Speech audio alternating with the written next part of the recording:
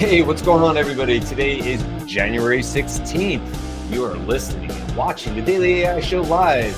And today we have a couple of us here today. We have Beth, Karl, Eran's here. Always nice to see you, Eran. I know you've been out a little bit. I'm Brian. And today's conversation is a little bit of a departure. We haven't really talked about this one a whole lot. And that's just how AI is beginning to be more and more accepted in government agencies. Now, we're lucky because we have 3 countries represented right now. We have Canada, we have Australia, we have the US, which is nice because I don't, it's very easy on this show, obviously, to have a consistent, like, sort of American perspective on something. And I think it's kind of great to hear what maybe other countries are doing as well. What I'll just say what kicked off the idea for this show was actually a news article I read about a week ago. And I'll just talk about that super quick. So Pennsylvania Governor Josh Shapiro has announced a first of its kind pilot program for Commonwealth employees. It's called, it's funny, it's called ChatGPT Enterprise. It sounds like he created ChatGPT Enterprise, but this is just a local article from Pennsylvania. And essentially what it is that well, I'll just tell you what he said. This is his quote. "I believe Pennsylvania can be a national leader in the safe and responsible use of generative AI in our government operations. And this is a first in the nation pilot," that's important, "with OpenAI will help us safely and securely learn from and use this important technology to serve Pennsylvanians and empower our workforce. Generative AI is here and impacting our daily lives already. And my administration is taking proactive approach to harness the power of its benefits while mitigating its potential risks." Now, it's important to know as well that this will only launch for the Office of Administration Workers only. And they were very clear in the press release to say that this would have no citizen-facing effects. That this was just like, hey, any administration office, you're creating briefs, you're creating emails, you're creating whatever, all sorts of different content, and they're using it internally in order to do this stuff. I don't know if that came through. They're using it internally to, use ChatGPT just like we would in any business. The difference, obviously, is that, as he's saying, this is the first of its kind, and they're very proud of that. They're working joint. There was actually I don't have it in front of me, but actually a quote from Sam Altman specifically saying how he was excited about working with Governor Shapiro and all that. It's pretty cool, right? It's a good PR piece for the governor, obviously. It's kind of cool for OpenAI. It seems to have a really good, like, symbiotic relationship. It's just sort of where this conversation kicked off. I'm excited to see this, but I guess I'd be interested to hear, maybe Karl or Eran, your perspective on this and whether you're seeing similar stuff to this in either Canada, Australia, or other places. Okay. Boy, howdy. So, okay, first thing you need to understand about Australia. Number one, we're a long way away from everywhere else. Number two, we're at the bottom of the world. We might fall off one day. We don't hang on tight. And number three, we're not very, what's the word I'm looking for? We're not very adventurous when it comes to things. It usually seems to take Australia 5 to 10 years to do what everyone else does straight away, which is both good and bad. I did a little bit of digging around the Australian government side of things. There's not a lot out there. Funnily enough, the first thing I came across was a page on the industry.gov.au site, which was titled Australia's Artificial Intelligence Action Plan, published 18 June 2021. So this is before ChatGPT came out. Sure, yeah. The plan appears to be archived. No, it was published under the previous government, so it's possible that the new government went and got rid of it and went forward from there. But knowing the quality of government we have here on a fairly regular basis, I'm not expecting any miracles. Probably the most that you're going to see it is going to be the largest organisation in Australia, science-based organisation, is an organisation called CSIRO. I can't remember what it stands for. Shoot me now. But I know that they've got a lot of stuff up on their website about where they're trying to use artificial intelligence in science projects. They've set up something called the National Artificial Intelligence Centre. They've got a responsible network. yada, yada, yada. But bottom line, I don't really have anything hugely in depth I can give you as far as Australia goes, unfortunately. I'm sure stuff's happening, but it's not being, I'm certainly not seeing it on the news or hearing about it. The only thing we're hearing about is when OpenAI's company just fell apart in a couple of weeks and kept us all highly entertained, and that was it. So, well, I wonder. You might be hoping you can get more out of me on the subject of Australia on that one. No, I can talk about the US military and AI, but not Australia and the government. Yeah, and that's another area we should definitely sort of talk about here. I guess before we do that or go into other areas of government, Karl, I'd love to get your perspective on, Canada at this point. So, the government of Canada has their responsible use of AI, I guess, policy. Mm-hmm. It's very similar to what you may have seen in other companies where they have the guiding principles. They use obviously government speak, because I've never heard of this directive on automated decision making. So that's the coined term, is automated decision making and algorithmic impact assessment. I'm like, of course you have to make some sort of acronym. So I know the federal employees are something AIA or something EAD. Like, they just have to acronym these things. So I was like, what is this? So we've got that in common, Karl. Our government's the same. Yeah. Well, no, we're literally the same thing, right? We're all in the Commonwealth, so we have the same kind of parliamentary system. So just like what Eran said, it usually takes a while for governments to catch up, and I think it's less about the politicians who may or may not want to press it, may or may not want to use it, but it's all the underlying bureaucracies underneath that. I'm actually surprised that they are letting, according to these policies, now it's probably each department would have its own decision or automated decision system guided by the AIA, but it's really about. So I'll read you a little clip here from the government website. So the Treasury Board Directive on Automated Decision-Making is a mandatory policy instrument which applies to most federal government institutions, with the notable exception of the Canada Revenue Agency, which is, for those who in the United States, that's our IRS. Right. So I don't think they're allowed to use it at all, because the implications of that would be both amazing and scary all at the same time. Right. And then it does not apply to other levels of government, such as provincial and municipal. So that's an interesting thing too. What are our provincial or municipal governments? What are their AI policies? And the directive supports the Treasury Board policy and sets out requirements that must be met by federal institutions to ensure the responsible and ethical use of automated decision systems, including those using artificial intelligence. So there must be something covered under automated decision systems, which I was like, why don't you just call it AI? But I guess they captured it all under that. So generally put, I think there's like a central body that has to assess, if your department is using said AI. And it's interesting. They have a list of artificial intelligence suppliers, which there's actually quite a lot here I've never heard of before. So I'm actually looking if there's OpenAI. Are they mainly Canadian suppliers, or you don't know? Well, no. So can I share my? I'll share my screen on what the suppliers, what that looks like.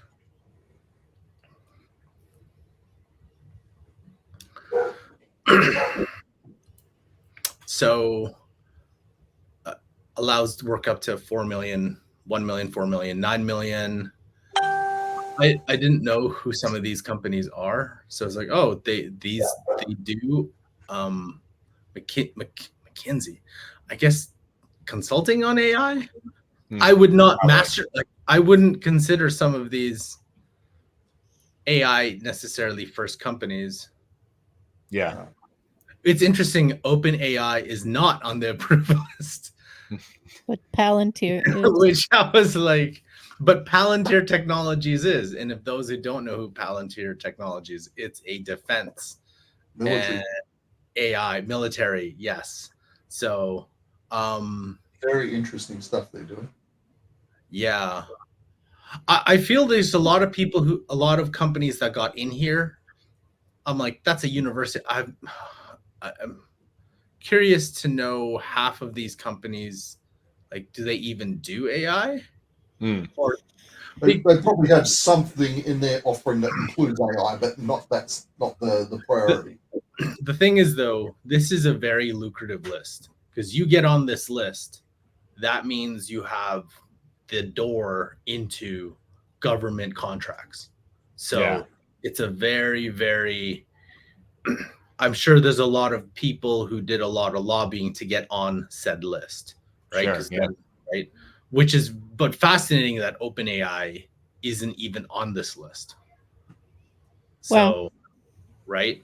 Of all the companies you'd think, and well, let's see if Google's on this list. Maybe they're on another list. I don't know, but is Alpha. Some of the names anyway. So again, some of the names on these lists are interesting. But what's neat about the Canadian government is they've obviously developed the guidelines. They have policies. Now it's all up to individual departments how they implement it, how they use it, and where that's going. Right. And Beth, we kind of talked yesterday. So Beth and I did an interview. It'll come out on Thursday, most likely. We did an interview yesterday with Amanda Bickerstaff, who runs a company called AI for Education. And so she actually, as you would imagine, she's working, or, if you don't know, she is working as in a consultative matter to schools. So government, right? Yeah. So she deals with government all the time. And some of the things we were talking about yesterday was a great conversation, by the way. I highly recommend people checking it out when it comes out. We saw this first initial backlash, maybe this time last year, let's say 2 months into kind of ChatGPT being out there. And what did we see in the school systems a lot? Full on blocking of any ChatGPT, right? For teachers, students, you can't use it, none of it. And then over the last year, we've seen some of those walls come down. I mean, Amanda wouldn't have a job or a business if she wasn't able to go in and start talking to both the teacher side and say, look, this is where there's some concerns. This is where you got to worry about third-party tools. This is where we think it actually could be really, really helpful. And she's created an amazing prompt library and so on and so forth. And then there's the student side of it, which is, there was McKinsey reports and other reports showing that students actually are craving guidance to say, like, hey, I know this can be helpful to me. I know it can help me write my paper. At what point is the school considering this to be a helpful assistant co-pilot? And at what point are they considering this to be outright cheating? And if you're a student, especially if you're like getting up in high school and college, that would be a real concern of mine, because there's gray area in there of, well, I have a tool now that can help me produce a superior result. I mean, so could spell check, so could, calculators, right? That's not uncommon that we would have a tool that could produce a superior result. But at what point is where do you draw the line? Where is the hard line at, a university, again, government, where the university is saying, well, anything before this line in the sand is totally fine. It's part of your research process. You're getting citations. It would be like using a Wikipedia. Hey, for general starting out, kind of getting your feet wet, sure, but don't cite Wikipedia, right? That would be like step number one. Then there's the other line of the sand, which is, hey, you have used AI in such a way to create work that you were supposed to be creating yourself, and you're cheating. And that's an offense, or you've plagiarized using AI or whatever. So it's a really interesting area that I agree there has to be more policy. But then, as Amanda was talking about, not just policy, implementation. How do you implement after you write these really long, great, PDFs from the government that says, this is our stand on this? How do you implement that? I don't know. What do you think, Beth? Did you get the same thing from that yesterday? I did. And just because of what you were just saying, for people who are listening to this, maybe you already know this, but please understand, plagiarism checkers do not work. They Right. flag the wrong things. They don't flag the right things. Yep. Like they are completely ineffective, and really they are most hard on your students with a lesser U.S. word vocabulary, which generally means people who don't speak English as a first language, right? Sure, yeah. So, like, okay, so there's that. There's also that what we are doing in education is preparing students for the next level of interaction, the next level of interaction in learning, the next level of interaction in like life skills, the next level of interaction in business, right?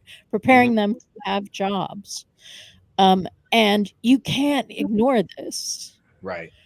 But there are ways to use it as we're moving forward so that you are teaching the underlying skills, right? So one of the things that we talk about on this show is, and that I talk about when I do my presentations, is that how important it is to understand the systems that you are automating before you automate them.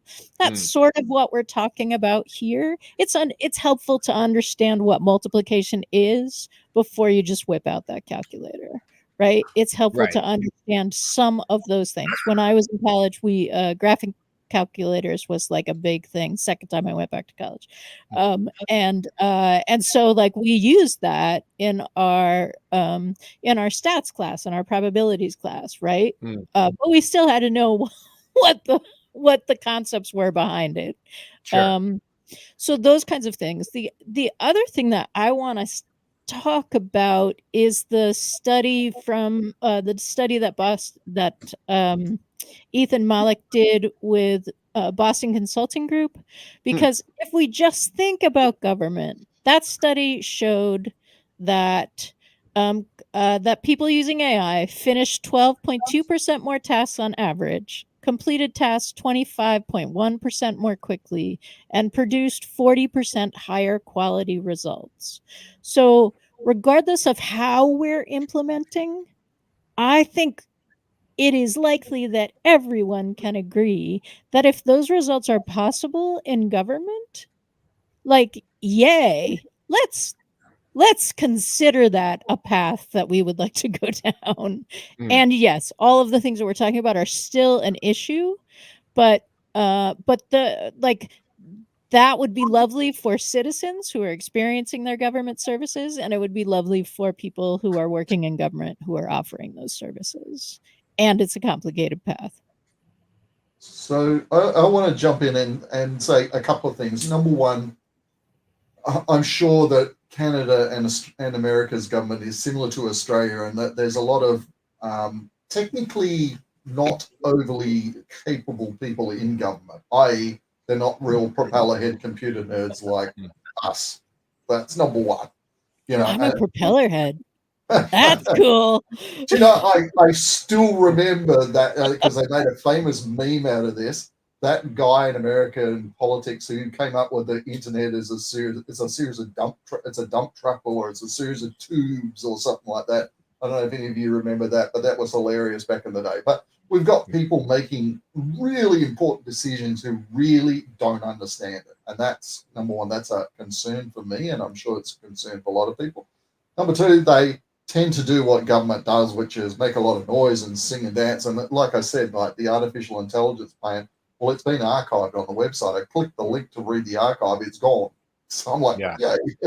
And then I found, just while you guys were talking, I found the Australian framework for generative AI in schools, which was announced on the 5th of October last year, so 2023, providing guidance on understanding, using, and responding to AI in schools-based education. So they've got a program that they're launching this year, term 1, 2024. You click on the link to read the framework. It's an 8-page PDF, and I think the first 4 pages are just logos and pretty pictures, and there's not really a lot in there. So this is my concern, is that this is probably going to be, if we don't end up having World War III nuclear blah, blah, blah in the next 5 or 10 years, this is going to be the big thing that I think is going to define our entire world in the next 10 or 20 years.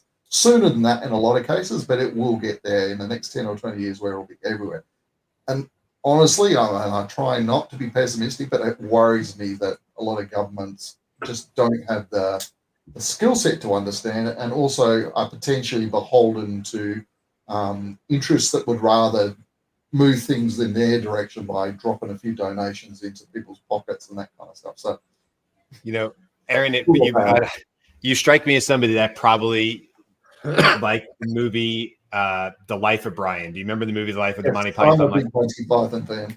Right. Okay. I kind of figured. It's like I bet you Eran likes Monty Python. Well, I do too. And so anyway, in The Life of Brian, there's that whole famous scene about the People's Judean Front, the People's Front of Judea. Right? And so the whole gist of that scene, obviously, is that it takes them so long to come up with the articles of what they're going to do or whatever, that it doesn't end up helping Brian. He's like literally in trouble right now in the arena. And they're like, 1 second, let's get this out. They pass motions, they change their name, all the stuff. It's ridiculous in the way Monty Python is. But it does remind me of the problem right now with government, traditional government across the world, is that it typically moves slow. It's a slow moving, and AI, by the time you could write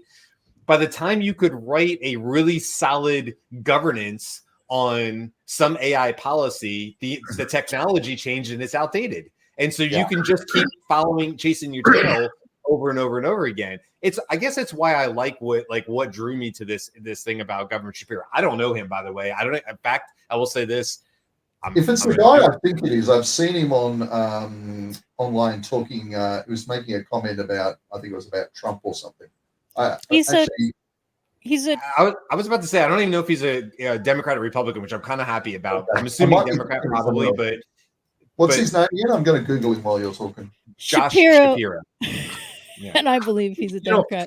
He's probably, I mean, he's in Pennsylvania. He's probably a Democrat. But my point to it was it didn't even occur to me to look to see which affiliation he was. I could care less. I think what's cool about it is that he was like, look, we need to move forward with this. This is important. We're going to protect the citizens. Don't worry. We're not putting out a chatbot. We're not going to be the next Chevy. I think it was Chevrolet, right? That had the chatbot where the guy was able to buy a car for $1 because the chatbot agreed to it. So that's a real concern. And I would definitely be concerned if I was living and I'd be like, my government's going to start releasing, and they're like, and we're going to do chatbots. I'd be like, oh no, that is not the right place to start with AI. That's potentially a bad idea if there's not going to be a lot of human, in the loop oversight to it.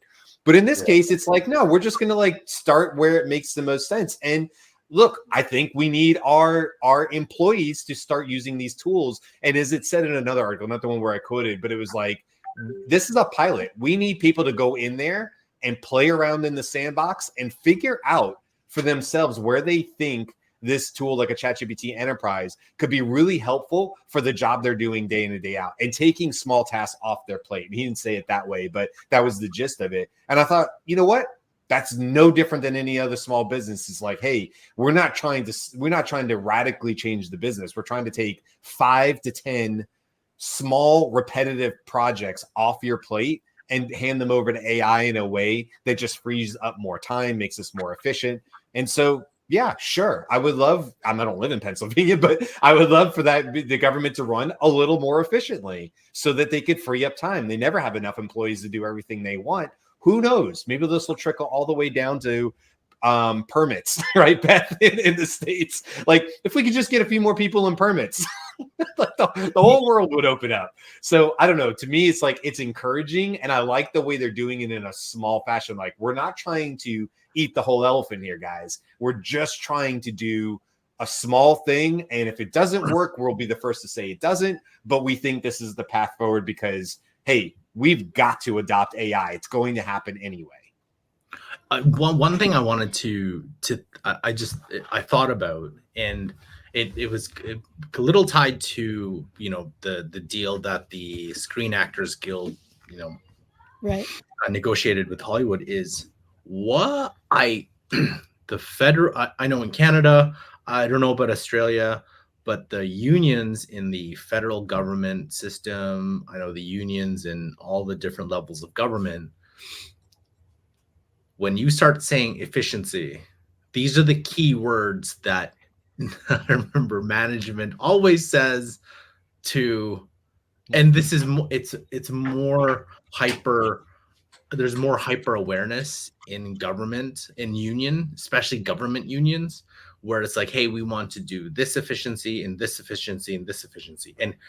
And if government actually leveraged AI that we know that it can be leveraged, it isn't 10%, 5%, it's 20%, 30%, which means what does that mean to, because I know, because I've been in government, there are jobs that can be eliminated, like straight out with AI, because repetition is literally like government is repetitive. There is so many things in government that is repetitive. So a lot of these things that happen, applications come in, right? Those things can get automated with, instead of 3 people looking at, one person just needs to oversee. So that's where I think, like, going into government, which is a huge employer, those are the things we got to think about. It's like that can mean, I wouldn't say workforce reduction, but more of like, you won't get those roles filled in through attrition. Like, it'll just through attrition, it will not get filled in. So just another employer that will get affected with AI as it goes in here and people see the efficiency of it. But as we talk about with business, you have a choice, right? You could reduce the workforce and stay at your current level of production and service, or ding ding ding, let's like automate some stuff and have a higher level of production and service. I mean, one of the things in terms of the idea of chatbot, and we're not moving into chatbot right away, like chatbots can speak any language that your citizens speak, right? Like, just put a natural language chatbot that can do that on the front of your site and have everything else be retrieval augmented generation, right? Like, it is not making anything up. It is just pulling sections that it has done stuff with. How much have you added to the level of being able to engage your citizens in giving them the information that they need? From a I get quote unquote customer service, citizen engagement, 100%. But let's take that even easier. How many in each level of government, a function of whatever is to accept some sort of form, right? Whatever form you accept, I don't know, Department of Transportation, department, like buildings, whatever, approvals, there's always these forms being accepted. Do you know how amazing a form acceptance and then recommendations sent to whoever, the instead of having somebody actually go through those applications, I don't know what us as a society is ready for that. Like, instead of humans reviewing, it'll be an AI reviewing your application for a building permit, or like it depends on how competent the humans are. So it might be. That's the thing too. Is like, maybe they're much more confident, or the AI is less subjective and it's more objective, which has impacts depending on what you're applying for, right? So, but the 20, 30, 40, 50x efficiency, you'll get that for sure for all these applications that are always coming in, and AI is sorting them, reviewing them, even providing analysis. Forget the recommendation. It's just the sorting allows the person to review it faster than the person having to go through. So one other quick thing. When we are talking about the government, we are not talking about the military. Even though the military in the government, everything that we're saying about this is not about the military, because the military has been using AI and innovating in AI for quite a while. What were you going to say, Brad? I was just going to say real quick, because I think this is a good place to pin and like stop this conversation. And the only reason I say that is because I think there is a full other conversation, a full other show to talk about AI and military, because we are in this show today talking about AI and government. To be clear, we are talking about a limited scope of what AI means. We're talking about the administrative, the repetitive, not AI in terms of algorithms and guidance missiles, right? That's a different Okay. machine learning side of AI, and that has been around for a while. People, basically. What's that, Aaron? How to more efficiently kill people, basically. I mean, right. So I think that's a really interesting topic. I would not say I'm particularly the best for it, but Aaron, I know you study this and you have a love and passion for learning about military anyway, and especially aircraft. So I'm sure as far as it comes to drones and things like that, it'd be really interesting. So let's cut this one here, because I think, look, our whole point of this conversation was just to have a conversation about what we see currently happening in government, where we think, maybe the next steps would be. It is an incremental process. It is slow, but we do see in the last 12 months, we have seen progress, both in the education sector, both in what, Pennsylvania is trying to do, whether they're successful or not. There's trying to be progress there. And it'll be interesting to see what the next, 12 months brings. But I do believe more smaller local governments, state governments, at least in the states, are going to have to adopt this. And a lot of them, I'm sure, are looking towards what Pennsylvania is doing to see, what the success rate there is and whether they want to do something similar. So if it is successful, it'll have a ball rolling, momentum to it. It has the potential to, in some respects, number one, it could cost jobs, but it could definitely improve efficiency, which may reduce government budgets. And it may actually give people a better service from the government in a lot of areas. Because, we've all had our complaints about dealing with government departments, whether it's the Department of Transport or the tax department or whatever. So, and look, I'll just end on this, because I know my wife deals with, she works for the government, and she, if a new position needs to be created, as in government, or maybe in government, like, it's a process. There's a requisition, and there's a whole process that's supposed to be involved to make sure that is a truly needed position, right? That you can open it up. And then it's how many hours can you do, right? My wife deals with this all the time. Is this a 20-hour position? Is it a 40-hour position?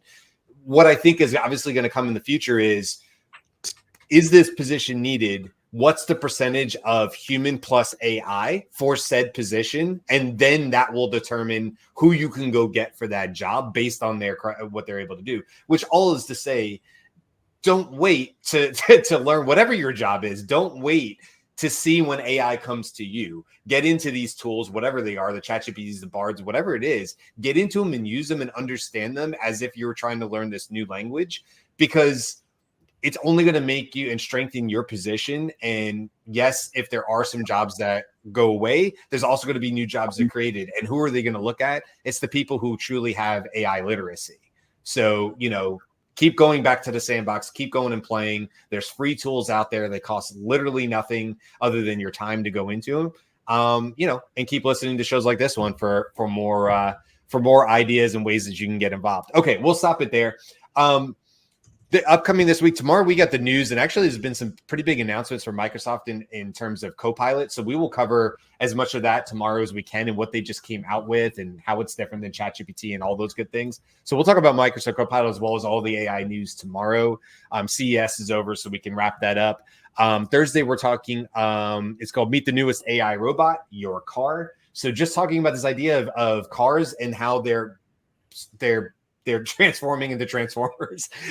They're getting closer and closer to, and Elon Musk said this, they're getting closer and closer to being an AI robot than they are necessarily your car. And we've seen this for years and years. So we'll talk about that on Thursday as that happens more, and maybe it's sort of happening and we're not really noticing it as much unless you bring it up. And then Friday, we're talking about scams, AI scams, robocalling, cold calling, using avatars, using voice, all these scary things that are out there that could potentially scam people out of their money or time or other serious issues. So that's what we got the rest of this week. Look out for that interview with Amanda Bickerstaff. It'll be coming out on Thursday. Fantastic interview about AI in education and what she's doing with her company. But that's what we got for the rest of the week. Okay, that's it. I hope you guys have a great week. Thanks for hanging out with us today. And we will see you tomorrow.